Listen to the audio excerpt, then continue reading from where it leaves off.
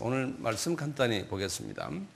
우리 잘 아는 시편 91편의 말씀이에요. 이 시편 91편은 우리 크리스찬들이 상당히 사랑하는 시편인데, 이 시편은 모두들 다 외웠으면 하는 생각이 있어요.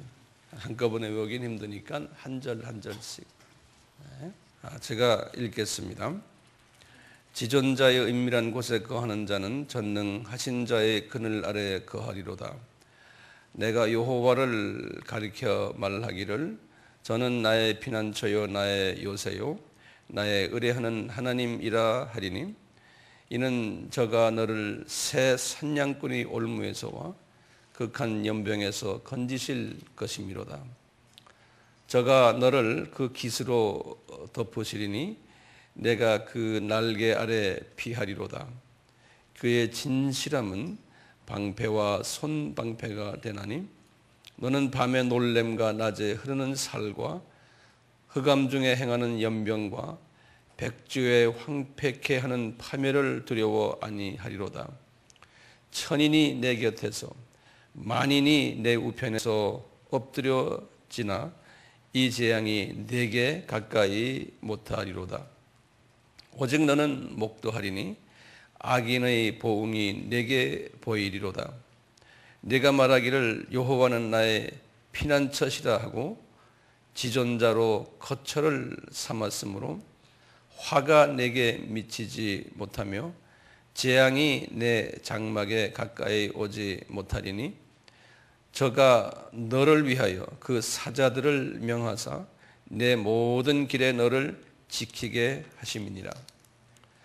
저희가 그 손으로 너를 붙들어 발이 돌에 부딪히지 않게 하리로다. 내가 사자와 독사를 밟으며 젊은 사자와 뱀을 발로 누르리로다. 하나님이 가라사대 저가 나를 사랑한즉 내가 저를 건지리라. 저가 내 이름을 안즉 내가 저를 높이리라. 저가 내게 간구하리니 내가 응답하리라. 저가 환난 때에 내가 너와 함께하여 저를 건지고 영화롭게 하리라. 내가 장수함으로 저를 만족케 하며 나의 구원으로 보이리라 하시는도다. 아멘.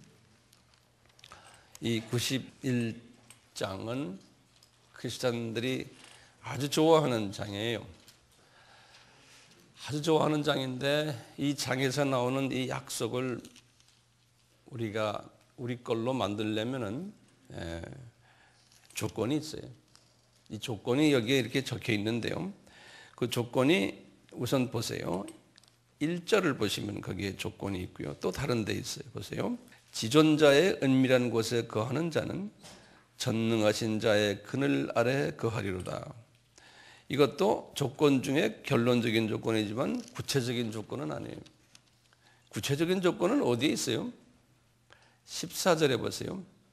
하나님이 가라사대 저가 나를 사랑한즉 내가 저를 건지리로다. 여기에 아주 중요한 조건이죠. 거기다 줄을 그으세요. 이게 무슨 조건이에요? 이것이 지상 계명이죠. 지상 계명을 거기에서 수직 계명이에요. 수직 계명을 잘하는 사람은 우상을 섬기지 않는 사람이죠. 이 세상 것을 좋아하지 않는 사람, 좋아하더라도 우리 하나님 아버지와 예수님과 성령님을 더 좋아하는 분, 그런 사람은 이런 복을 주시겠다는 거예요. 뭐 우리 인간도 마찬가지 아니에요. 누가 나를 정말 좋아하면요, 내 있는 걸 다 주듯이 똑같아요. 하나님도 수직 계명을 제일 크고 제일 1되는 계명이라고 말씀하셨기 때문에 이것만 잘 하시면은 그 다음에는 가만히 있어도 나에게 다 주세요. 아버지 어머니들은 그런 아버지 어머니가 되는 사람은 자녀 걱정할 거 없어요. 다 주세요. 안 주면 예수님이 더 답답해하세요. 주고 싶으셔서 어쩔 줄을 몰라요. 문제는 우리가 이것을 안 하기 때문에 여러 가지 세상 걱정들이 있는 거예요. 그 기독교인들이 가장 편하게 살 수 있는 것이 이거예요. 가장 복되게 살 수 있는 것이 이거고, 이제 예수님을 사랑하는 거예요. 근데 문제는 이렇게 수천 번을 예수님을 우리 사랑합시다 해도요, 예수님을 사랑할 수 없는 게 문제예요. 할 수가 없는 거예요. 왜 안 되는 거예요? 왜 그럴까요? 그 이유는 그것도 간단해요. 알고 보면 그 이유는 뭐냐면 예수님이 내 눈에 안 보이기 때문에 그래요. 이 세상에 보이는 우리 육의 눈으로 보이는 것이 너무나 지배적으로 많기 때문에 그 영적인 예수님이 나에게 안 보이기 때문에 당연히 내가 보이는 것을 사랑할 수밖에 없어요. 그러니까 문제는 내 눈으로 예수님을 볼 수 있으면 돼요. 그것만 하면 되지. 그건 어떻게 하면 돼?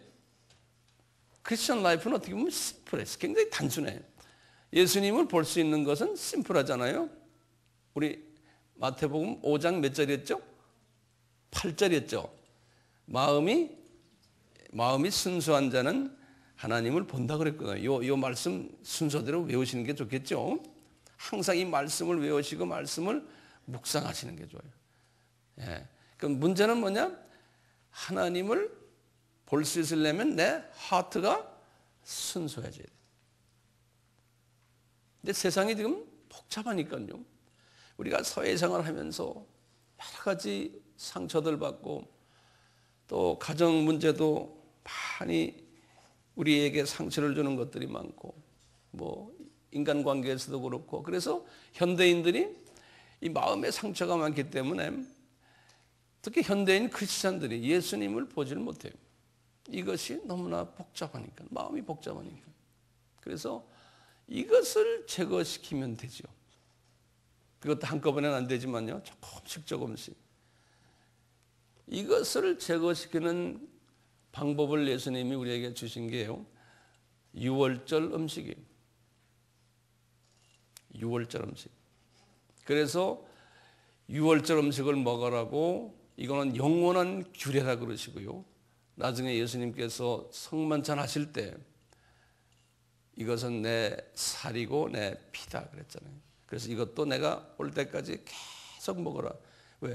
크리스천들이요, 이 유월절 음식만 제대로 잡수시면은 이 쓴뿌리들의 문제가 해결이 돼요. 잘 보세요. 유월절 음식에 우리 알다시피 출애굽기 12장 8절의 말씀이거든요. 고기를 먹되, 고기예요. 그 다음에 무교병을 먹으라고 그랬죠. 무교병과 고기는 같은 의미예요. 예, 표현만 달랐죠. 그리고 뭐하고 같이 먹으라고 그랬던가요? 쓴 나물과 같이 먹으라고 그랬잖아요. 그렇죠? 이것을 잘 묵상하시면은 간단하게 문제가 해결이 돼요. 보세요. 고기를 먹으라 그럴 때 그 양의 고기가요, 일반 양하고 다른 양이었어요. 왜냐하면요, 그 출애굽기 12장 지금 8절 말씀인데 그 전에 5절에 보시면 고기가 양의 그 퀄리피케이션 있죠. 양을 한국말로 뭐죠? 퀄리피케이션, 자격. 예. 그 자격이 뭐였어요? 세 가지였어요. 흠이 없고, 예, 1년 된 수컷. 맞아요. 그럼 보세요. 흠이 없다는 말에 집중을 하세요. 흠이 없다는 말은 그 고기가요, 병균도 없고 깨끗한 순수한 고기라는 거예요. 그것을 다른 말로 무교병이라고 표현한 거예요. 이스트가 없는. 마태복음 12장에는 이런 말, 이스트가 뭐냐? 바리새인들의 교훈이라 그랬어요. 그 한번 보실래요? 우리 한번 잡고 봐요. 마태복음 16장 12절에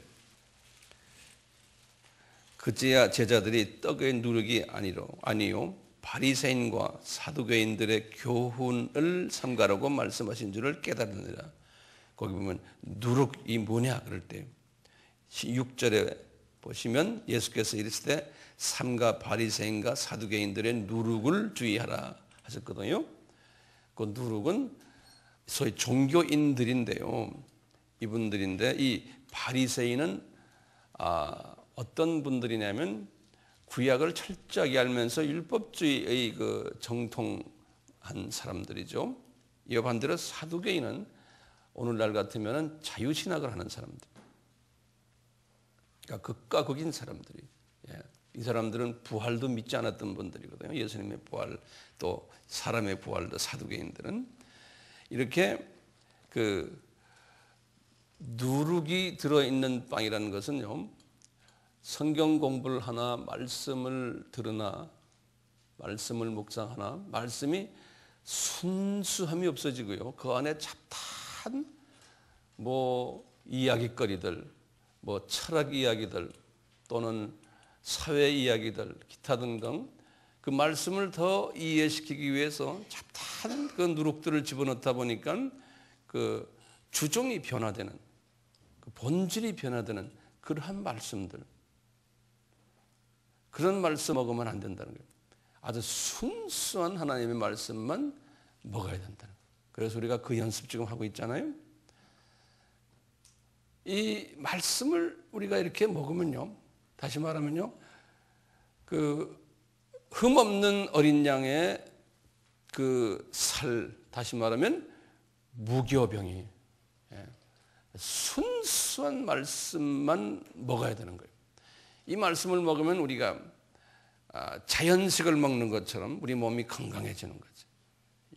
영이 건강해지면서 영의 눈이 떠지고 영의 귀가 열리고 영의 그 오각들이, 영의 사지들이 발달되고 이렇게 된다는 거죠. 그렇기 때문에 예수님을 보려면은 영의 눈이 밝아져야 되는데 요 순수한 음식을 잡수시면은 그렇게 된다는 거예요. 영의 눈이 밝아져. 이제 듣는 거에서 묵상을 해서 깊이 집어넣어서 그것을 내 걸로 영양소로 만드는 거죠. 이런 부분이 있으면서 말씀은 검이라고 그랬잖아요. 그렇죠? 자꾸 똑같은 말 또 하고 또 하고 해요. 왜냐하면 성서는 진리는 딱 그게 단순해요. 그러면 성서에 두 성서 구절이 있죠. 그거 어떻게 되죠? 히브리서 4장 12절. 그 다음에 또요. 에베소서 6장 17절. 지금 빨리 외우세요. 에베소서 6장 11절. 그 다음에 히브리서 4장 12절. 외우셔야 돼요. 자꾸 듣기만 하셔갖고 안 돼요. 지금 성경 문제 우리가 많이 했어요. 벌써요. 마태복음 5장 8절. 그렇죠? 그 다음에 누룩이 바리새인들의 교훈이라는 말, 서기관들의 교훈이라는 걸 마태복음 16장 12절. 이 말씀을 외우셔야 돼요. 그러니까 예수님을 못 보는 거예요. 예수님을 못 보는 거예요. 예수님을 못 보면 지금 이 시편 91편의 그 약속의 복들이 나한테 오질 못해요. 불교에서는 이렇게 해달라고, 불교에서는 공을 들이고 목탁 치는 건 그건 불교 스타일이고요. 기독교 스타일은 원칙을 따라, 기독교의 원칙 따라. 그 원칙이 뭐예요? 첫째, 6월절 음식을 잡수자. 그러려면 첫째, 고기를 먹어야 된다. 그 고기는 흠이 없는 고기. 그 말을 다시 말하면 무교병이라는 거죠. 그러려면 순수한 고기를 잡수야 돼요. 순수한 고기. 예수님이 성만찬 때 이것은 내 살이다 할 때 그 살을 지금 이렇게 이제 여러분들은 생각하셔야 돼요. 그리고는 쓴 나물이라고 그랬어요. 쓴 나물 이야기하기 전에요. 그 떡은 두 가지 기능이 있다고 그랬죠. 하나는 영양소를 주는 기능이 있고, 그 다음에 두 번째는 검의 기능이 있다는 거예요. 그렇죠? 그래서 그 검을 이렇게 잡수시면은 그 검이 그냥 조그만 검들이죠. 아주 그냥 우리가 눈에 보이지도 않는 그런 검들이 우리 속에 들어가서 나의 쓴뿌리들을 내 속에 있는 잡다한 나쁜 성품들, 제일 나쁜 성품이 뭔지 아세요? 루시퍼가 가졌던 성품, 질투심이. 예. 이 질투심이 모든 문제를 다 가져와요. 그러니까 이것만 뽑아지면 상당한 성인이, 제가 볼 때 질투심만 뽑으면요, 이것은 말씀을 묵상을 많이 하면은 이 질투심이 빠지고, 질투심이 생기면은 그 다음에 뭐가 따라와요? 자동적으로 미움이 따라와요. 여기 연결된 거죠. 질투심이 생기면 미움이 오고, 그 다음에 뭐예요? 경쟁심도 생기고. 질투심이 있으면은 용서도 못하는 마음이 있고요. 또 질투심이 있으면은 자기 이기주의적인, 자기 영광, 자기 욕심, 이것이 꽉 차 있는 거예요. 질투 때문에. 그 사람이 벌써 자기 욕심으로 꽉 차 있는 건 그게 마귀의 성품이에요. 그러니까 자기의 욕심을 이루기 위해서 이웃을 그때부터 어떻게 하느냐? 이웃을 미워하는 마음도 생기지만 이 분리하는 이야기도 하고요. 또는 다른 사람 이웃을 깎아내리는 거짓말도 하게 되고, 이것이 이렇게 분파되는 거예요. 그러니까 모든 이런 문제의 핵이 질투심이에요. 그건 루시퍼가 가졌던 상품이거든요. 그래서 우리가 질투심만 없어지면 모든 사람을 다 안아줄 수 있는 마음이죠. 예. 그리고 누가 잘 돼도 허허 웃고, 잘 된다 하고, 잘 되라 하고, 이렇게 해줘. 그러면 그 사람은 이미 주 예수님의 마음을 가진 사람 같아요. 예. 이제 젊었을 땐 그게 잘 안 되지만, 나이 들면서 이런 마음을 가지게 되면 그건 복된 사람이죠. 우리 교회는 그렇게 뭐 질투가 심해서 이런 사람이 거의 없는 것 같아요. 예. 대부분의 교인들이. 그래서 참 저는 행복한 목회자예요. 그게 강한 사람이 있으면 교회가 시끄럽죠. 그런데 우리 교회는 그런 사람들이 없어요. 대부분 다 그래요. 정말 감사해요. 자, 다시 한번 반복합니다. 6월절 음식 뭐죠? 떡, 그 다음에 무교병. 유교병의 누룩은 어디 뭐라고 그랬죠? 바리새인과 사두개인의 가르침. 성서에 어디에 나오죠? 마태복음 16장 12절. 말씀은 영양소인데, 말씀이 영양소라는 부분을 제가 성서 구절을 한 4개 정도를 드릴게요. 그거 좀 적어보세요. 예. 첫째요, 다윗에게 주신 말씀인데, 말씀이 달다 그랬어요. 시편 119편 103절이 말씀이 달다 그랬어요. 그 다음에요, 예레미야 15장 16절. 예레미야가 말씀을 먹었다 그랬어요. 그 말씀이 영의 양식이라는 소리예요. 말씀을 먹었다.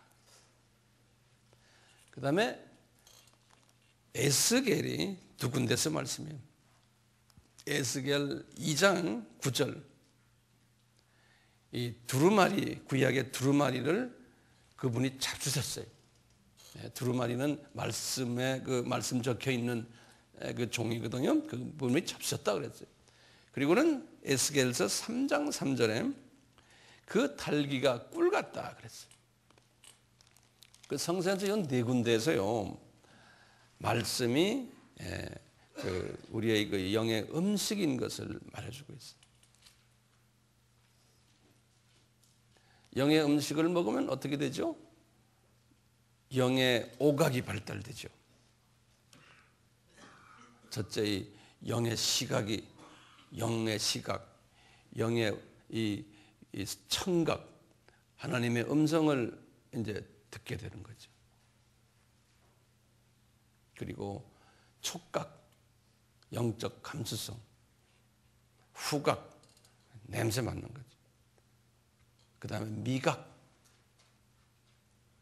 이런 오각이 발전되고, 이제 영의 근육, 신경, 이런 모든 그 영의 그 부분들이 건강해지고, 이렇게 영의 음식을 잡수시면, 그 다음에 이제 영의 음식은 잡수신 후에 꼭 우리가 신진대사를 해야 되잖아요. 꼭 잡수신 다음에는 회개가 꼭 뒤따라와야 돼요. 그러면 이제 건강해져요. 그런데 내 속에 있는 이 쓴뿌리들을 제거하려면, 이제 영의 말씀을 잡수시면 그 안에 뭐가 있냐면 검이 있는 거예요. 자동적으로. 그래서 성경 말씀 두 곳, 뭐죠? 에베소서 6장 17절, 그 다음에 히브리서 4장 12절. 맞아요. 이렇게 이제 외워둘 필요가 있어요. 논리적으로요. 그렇죠? 그 다음에 꼭 쓴뿌리, 쓴 나물과 같이 먹으라고 그랬어요. 쓴뿌리를 뽑으려면 꼭 쓴 나물과. 참 성서 말씀 보면 기가 막혀요. 이 쓴 나물은 왜 쓴 나물이냐? 우리 한약하는 사람들, 또 양약하는 사람들도 그렇잖아요. 이 쓴 나물은 독소 제거하는 일을 한다는 거예요. 독소 제거. 독소를 제거한다 그러는데요. 그러면 우리 예수님의 그 지금 이 떡은 먹어야, 떡은 살은 먹어서 독소 제거하는 일을 안 하거든요. 근데 쓴 나물은 독소를 제거해요. 그러면 독소 제거하는 건 뭐냐? 예수님이 그랬잖아요. 이 잔을 가지고 이건 내 피라고 그랬잖아요. 아, 예수님의 피가 독소를 제거하는구나. 이제 이렇게 우리가 이해하는 거예요. 그러면 육신의 피를 보면은 독소 제거하는 게 뭐죠? 백혈구가 아닌. 그래서 우리 몸에 병균들을 죽이는 일을 백혈구가 하잖아요. 이 백혈구, 다시 말하면 피가 쓴 나물이구나라고 보시면 돼요. 피가. 근데 우리가 피를 먹을 수 없잖아요. 피를 먹을 수 없잖아요. 그래서 성서에 보면은 이 빵은 고체 음식인데 성령님은 액체 음식으로 표현했죠.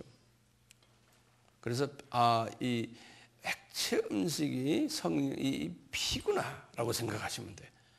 그러니까 액체 음식이 성령님이라는 게 어디에 나와요, 성서에? 요한복음 7장 38절 39절이. 그러면 거기에 보면 내 속에 있는 푸뉴마 성령님을 생수라고 그랬어요.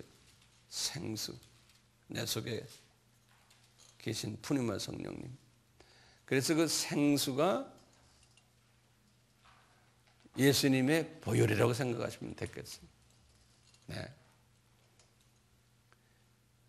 그래서 그 생수가 내 속에 있는 더러운 쓴뿌리들을, 이 안에 있는 독소들을 이 녹이는, 없애는, 죽이는 역할을 한다라고 생각하십니다.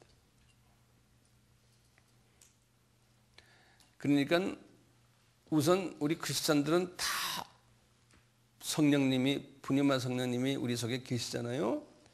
근데 그 성령님은요, 교제를 하지 않으면은 그분이 안에서 활동을 하지 않으세요. 그냥 가만히 계세요, 성령님이.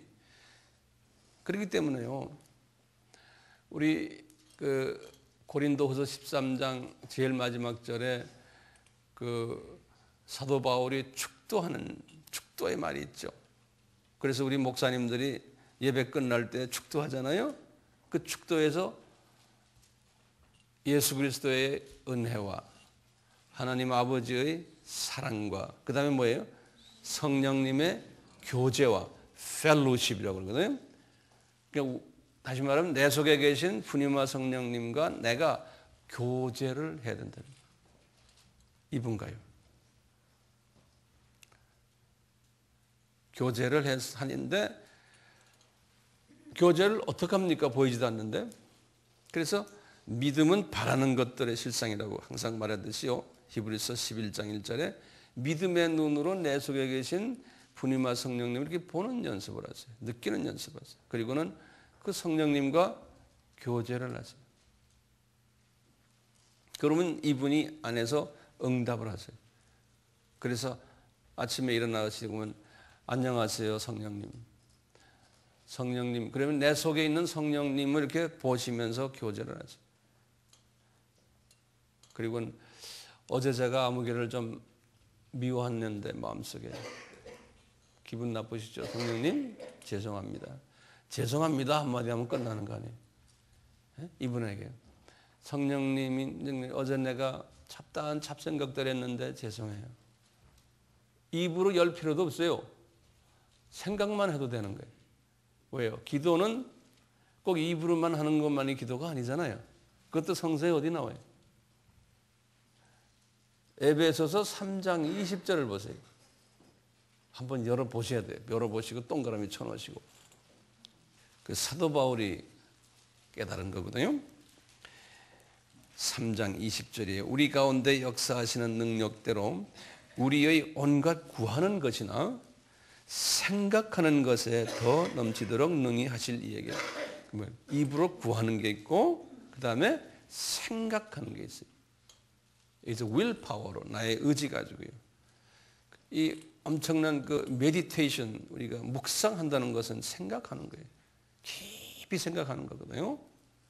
그래서 구하는 것보다 생각하는 것이 그 뒤에 나와요. 생각하는 것과 구하는 것이 아니고 입으로 말하는 것보다 이 깊이 생각하는 것이 더 깊은 기도예요. 예.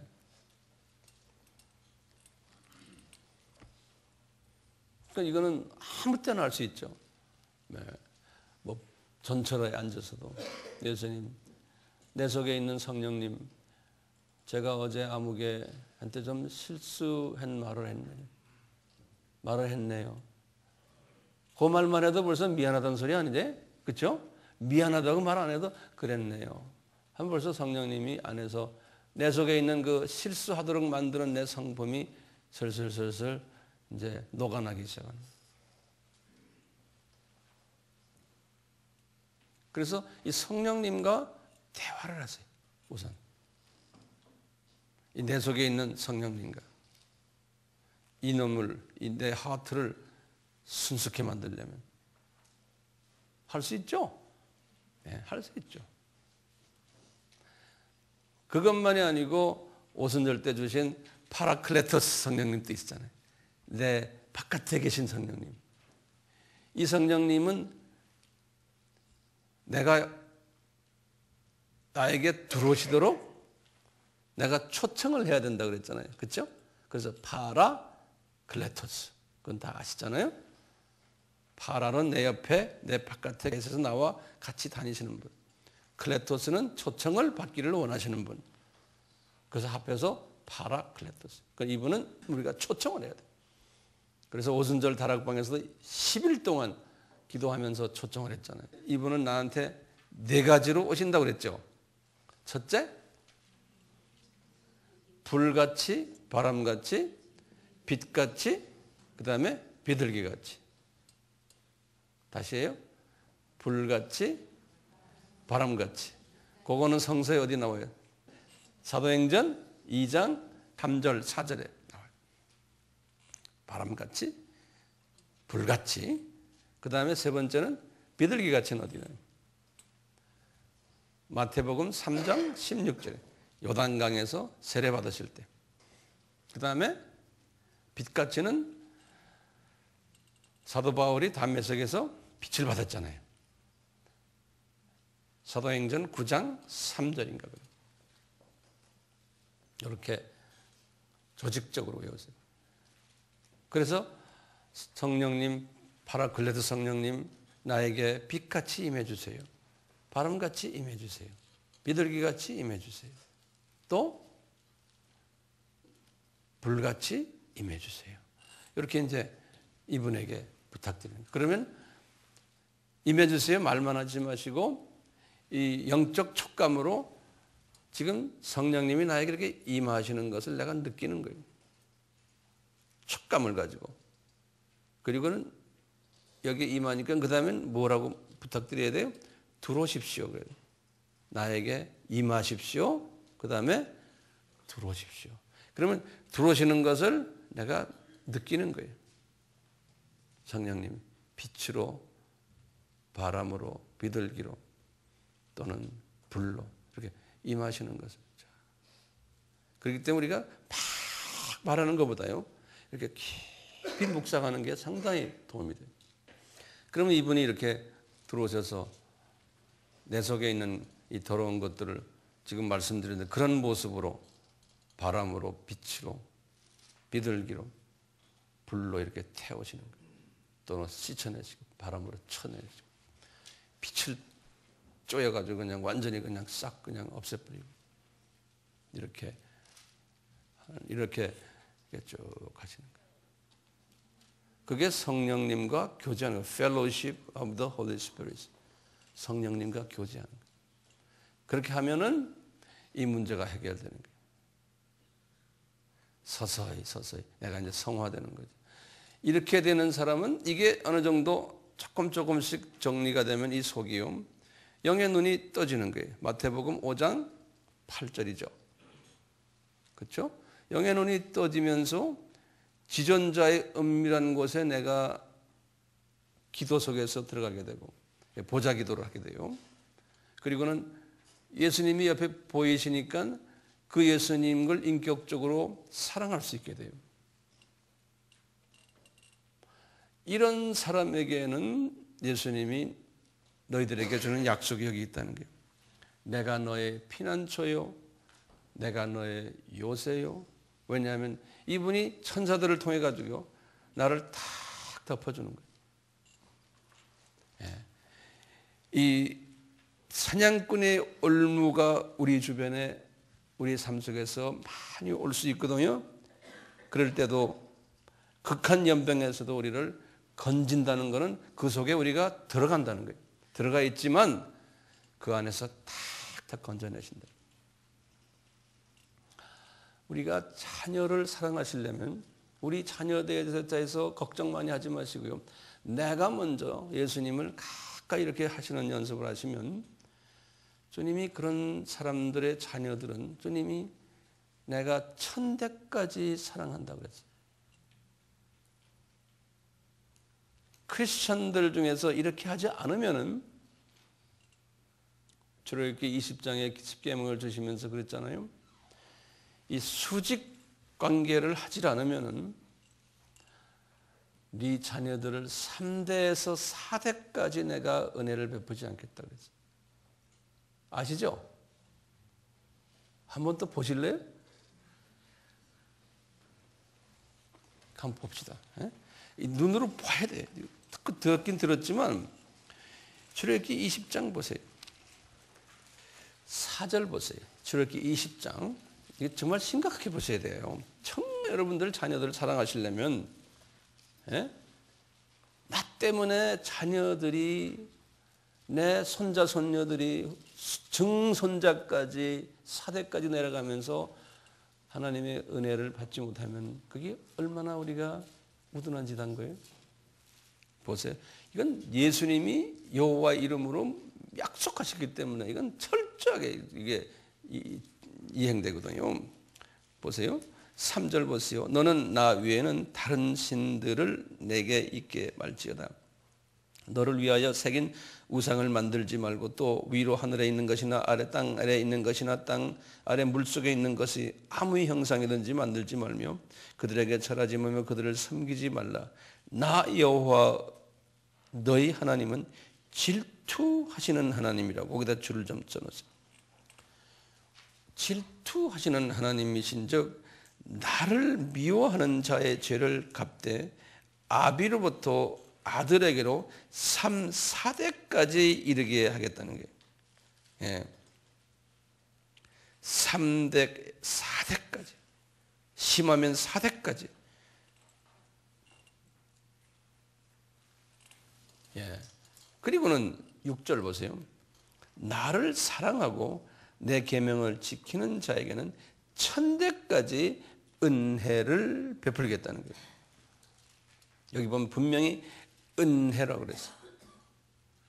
grace 또는 그래서 영어로는 loving kindness. love에다가 kind를 붙인 거예요. 그래서 loving kindness. 그래서 사랑하면서 친절 베풀어 은혜를 베푸겠다. 뒤집어 말하면 그렇게 하지 않는 부모들은 3, 4대까지 내가 네 후손들에게 loving kindness를 안 주겠다는 거예요.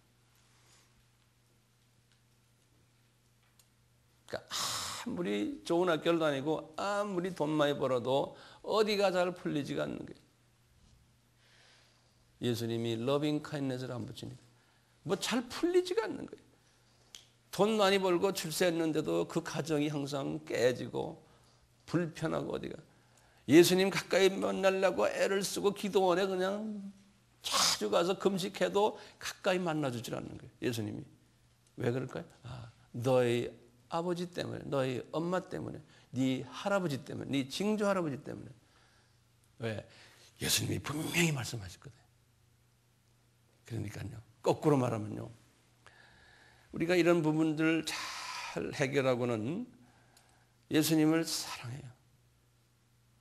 근데 사랑할 수가 없는데 이 문제가 해결되면 이 허트를 청소하는 문제가 해결되면 사랑할 수 있도록 되게 돼 있어요. 보이니까 그분과 내가 직접 교제할 수 있으니까. 그러놓으면 나도 좋지만 그게 후손들에게 내려간다. 은혜가. 우리 아이들이 별로 신앙생활을 잘 안 하는데도 뭐가 잘 풀리고 이놈들 나중에 가서 나이가 한 40, 50이 됐을 때 예수님께 헌신하고 나이 60, 70 됐을 때는 그냥 완전히 그냥 할렐루야 할머니, 할렐루야 할아버지가 되고 그럴 때 보면 우리 할아버지 때문에 우리 이렇다 고백하게 되고 우리 선조 때문에 그렇다. 저는 우리 아미 식구들이 이런 사람들이 되어서 후손들이 이런 복을 받게 된다는 생각을 하면 너무나 흥분돼요. 그래서 이런 복을 받으시라고 지금 그 방법론을 제가 제시해 드리는 거예요. 방법론. 그러면은 시편 91편 집에 가서 쭉 읽어보세요.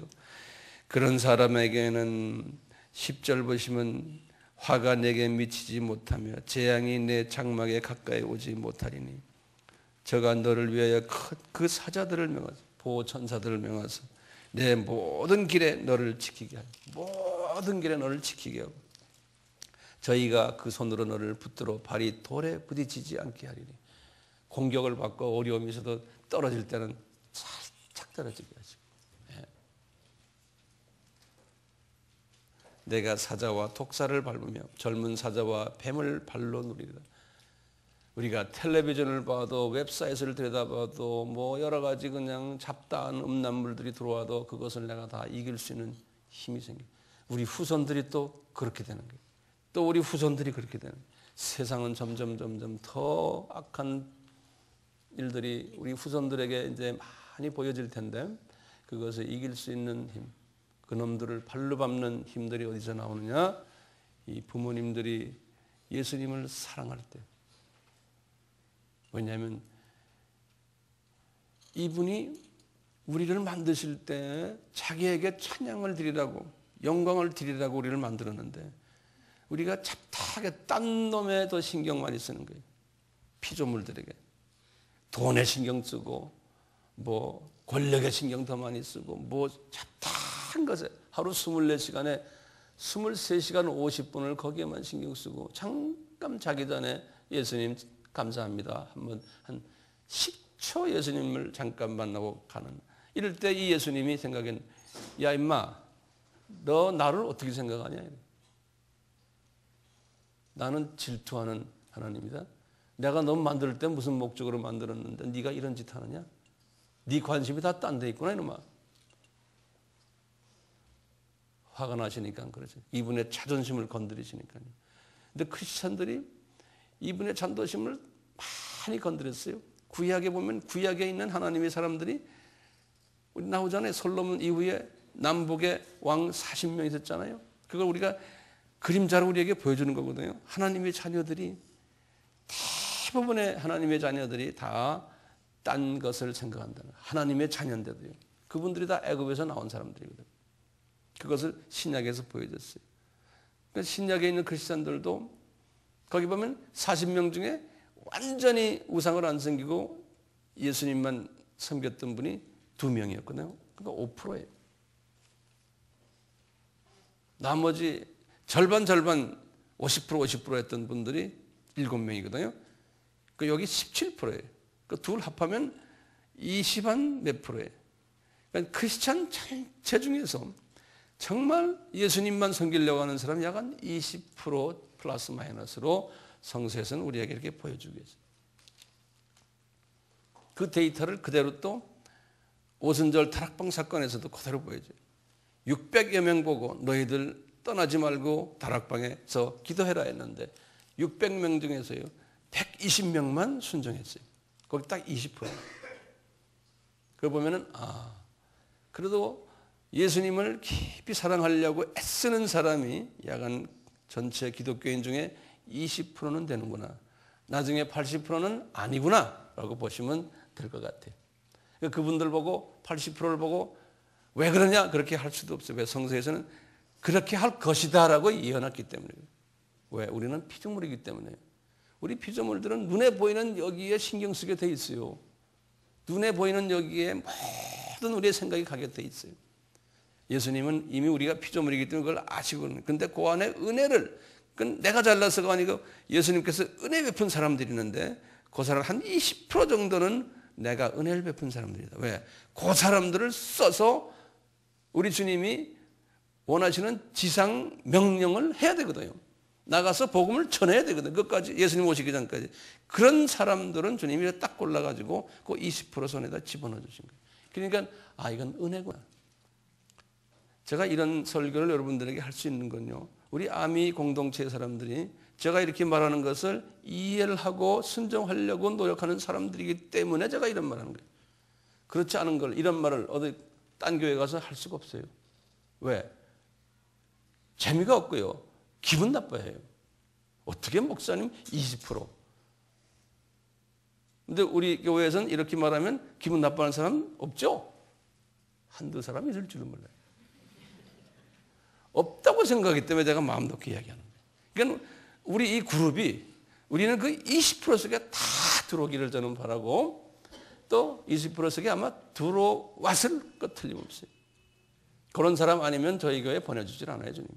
왜냐하면 우리 교회는 이 군중을 상대로 하는 교회가 아니잖아요. 예. 우리는 가는 목적이 딴 데 있기 때문에. 그런 의미에서 20%에 들어온 복된 자들이요. 우리 예수님을 더 사랑하셔가지고 5% 속에 한번 들어가 봅시다. 응? 네. 우리 같이 기도합시다. 예수님, 시편 91편에 하신 말씀이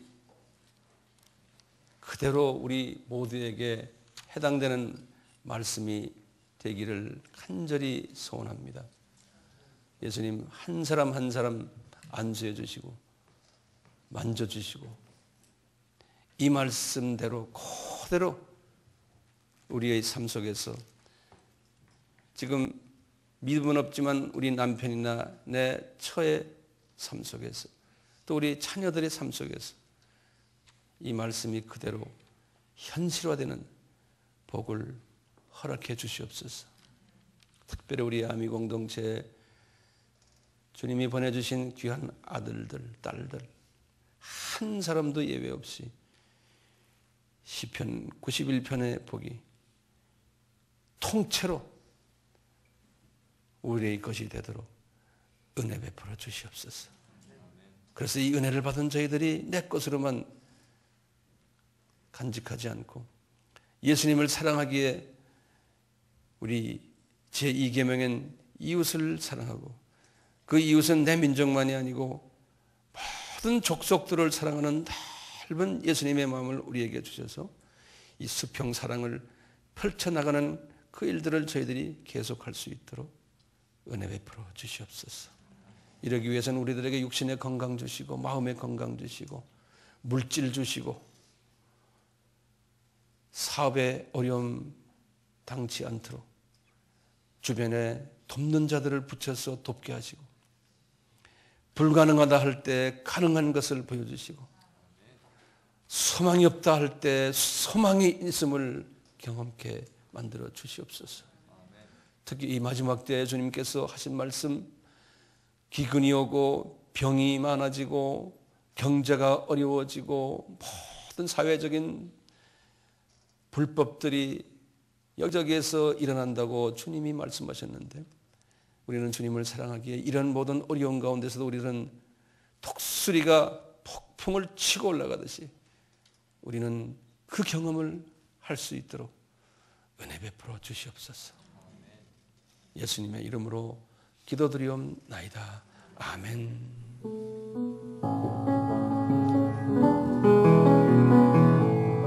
이 찬송을 부르면서 예수님께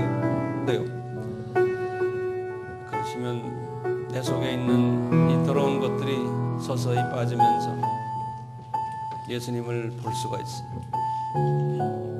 그 예수님을 사랑할 수가 있게 돼요. 그러면 시편 91편의 약속들이 우리의 것이 될 수 있습니다. 우리는 이 고백을 하다가 예수님을 만난다면 얼마나 복된 자들일까요? 우리가 마지막 숨을 거두는 그 순간에 이 고백을 하면서 주님을 만나는 복된 자들 되기를 소원합니다.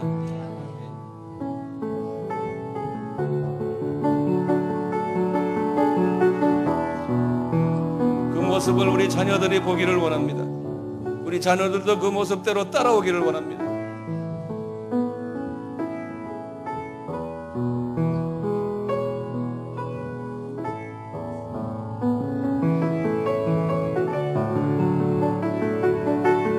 손자 손녀들도 그 모습을 보고 따라오기를 원합니다. 아버지 엄마가 돈만 벌다가 이제 가시는구나라는 인상을 주지 않기를 소원합니다.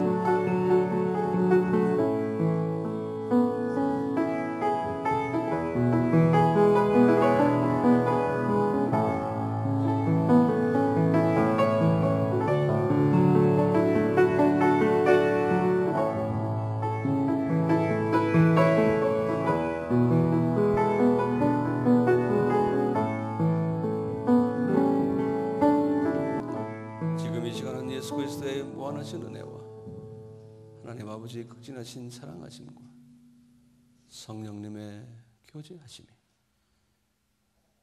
우리 모두에게 항상 있기를 축원하옵나이다. 아멘.